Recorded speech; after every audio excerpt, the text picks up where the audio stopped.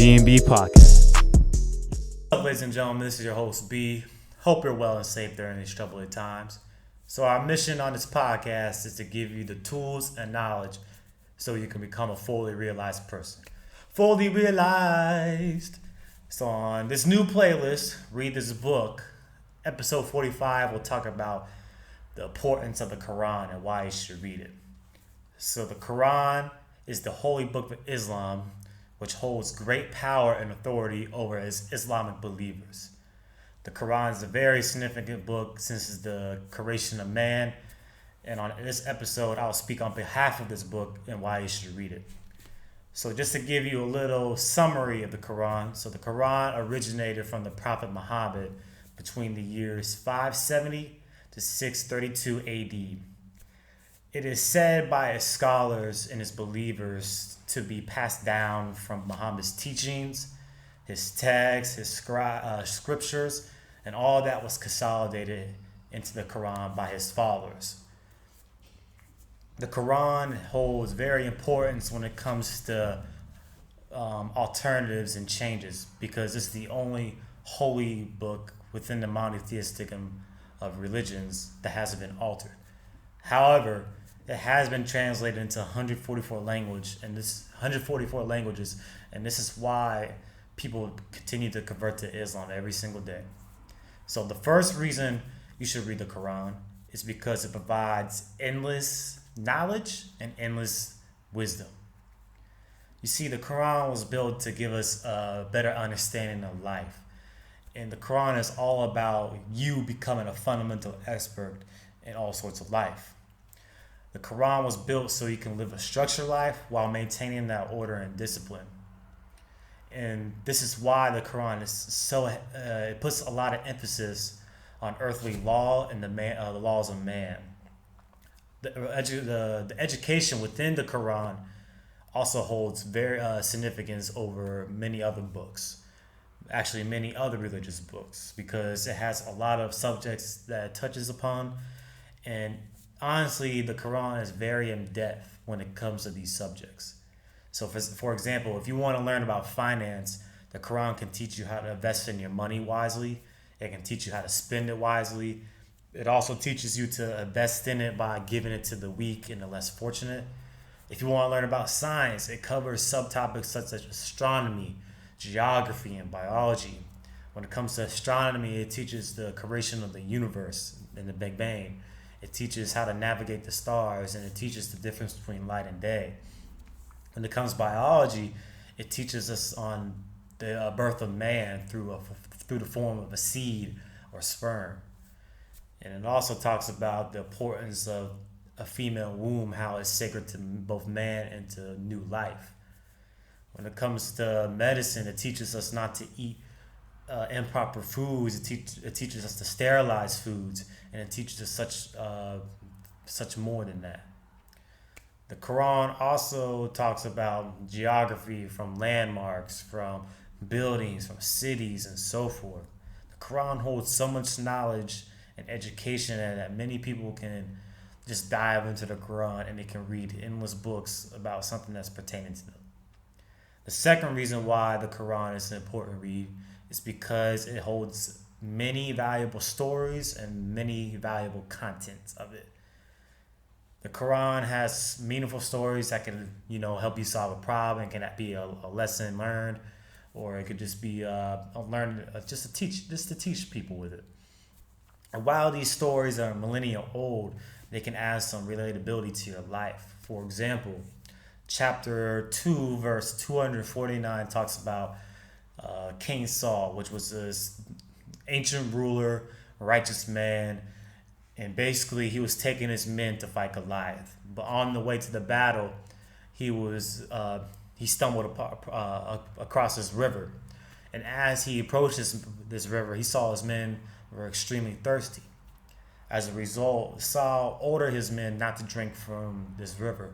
He was testing their discipline. He was testing their perseverance. But over time, most of the men, all but a few, drank from the river.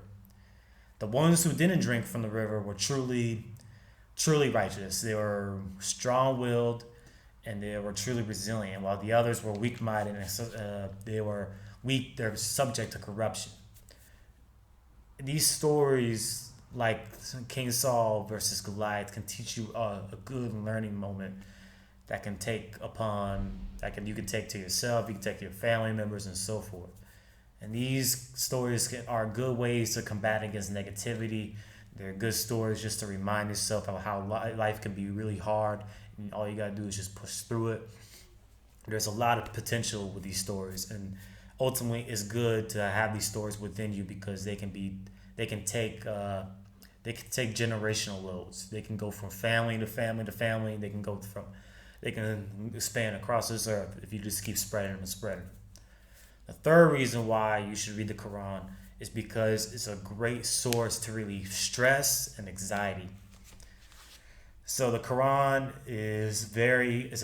since it's a religious book, there's a lot of things that touch up on spirituality. They touch up on being within the moment. It talks about self-worth. And many people may struggle with this aspect of their health. They might be really depressed. Something might be going on in their life. And the Quran is a great source to relieve that tension and help you focus. So, for example, chapter 23, 62, verse 62 talks about, on no soul do we place a burden greater than it can bear. And basically that means you have the greatest ability to change, you have the greatest ability to fight, and you have the greatest ability to embrace those challenges and those fears. And only then can you reach that level of enlightenment and self-fulfillment. If you do not embrace those type of things, it's going to continue to stress you out, and ultimately you're going to try to walk away from those challenges and those times of hardship.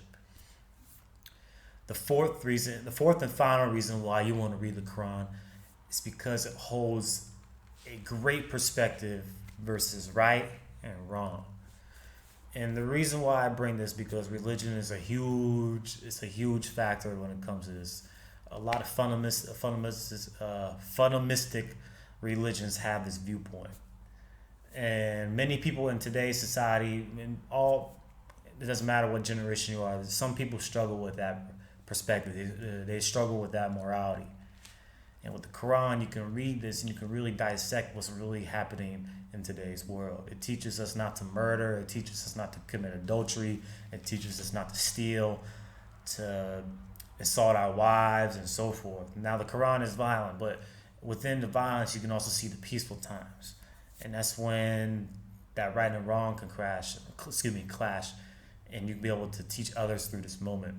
And by learning morality and by learning the difference between right and wrong, you can better yourself, you can better others, you can better your family, your friends, your communities.